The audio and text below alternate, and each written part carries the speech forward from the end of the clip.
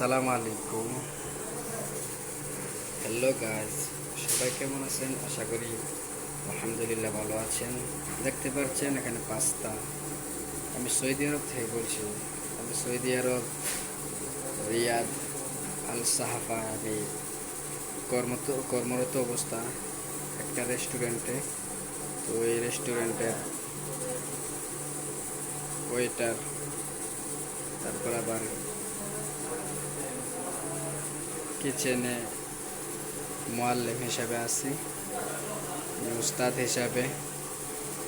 তো আশা করি আপনারা বুঝতে পারছেন আমি এই রেস্টুরেন্টের ভিতরে 3টা আইটেম খানা বানিয়ে থাকি। তো 3টা আইটেমের মধ্যে এটা একটা, আরও 2টা মুরগি দিয়ে, অর্ধেক মুরগি দিয়ে পোড়া মুরগির সঙ্গে এটা একটা বানিয়ে দেই। আর একটা অর্ধেক মুরগি রোস্টের মতো 4 টুকরা করে কাটি, তারপর এই পাস্তা দিয়ে ওইটাকে বানায় আলাদা। তো আর এটা হচ্ছে, এটা যা দিয়ে বানায় আপনাদেরকে আমি বলতেছি একটু সময়। তো এটা যা দিয়ে বানাইতেছি, এটা পয়লা আমি সর্বপ্রথম তেল দিই 100 গ্রাম। 5টা অর্ডারে 100 গ্রাম তেল দেই। 15টা অর্ডার একসঙ্গে বানাই। দেখতে পাচ্ছেন এটা 15টা অর্ডার। এই 15টা অর্ডারের মধ্যে 300 গ্রাম তেল দিই। 300 গ্রাম তেল, তারপর 300 গ্রাম পেঁয়াজ, যেটাকে আরবি ভাষায় বলা হয় বাসাল।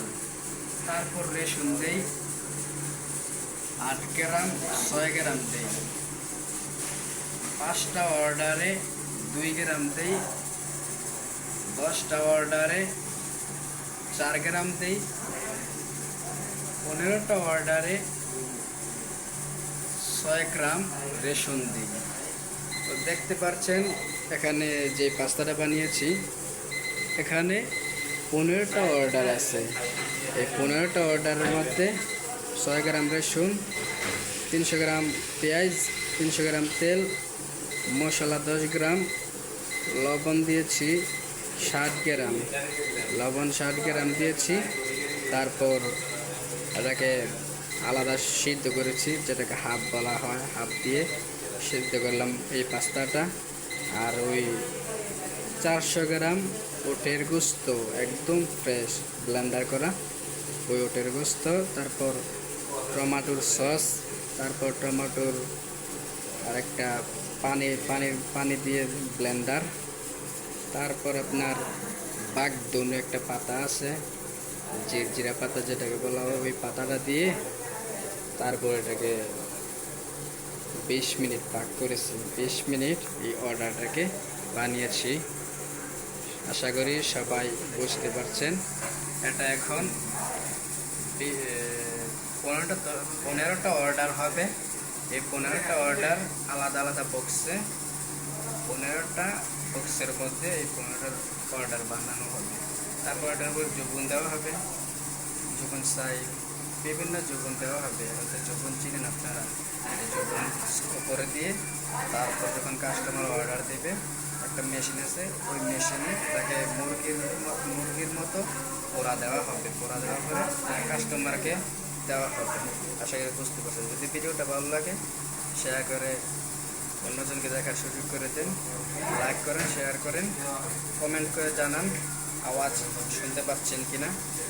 আর ডাউনলোড করে আপনিও আমার কথা অনুযায়ী বানিয়ে টেস্ট করতে পারেন। ইনশাল্লাহ আশা করি ভালো হবে, খারাপ হবে না।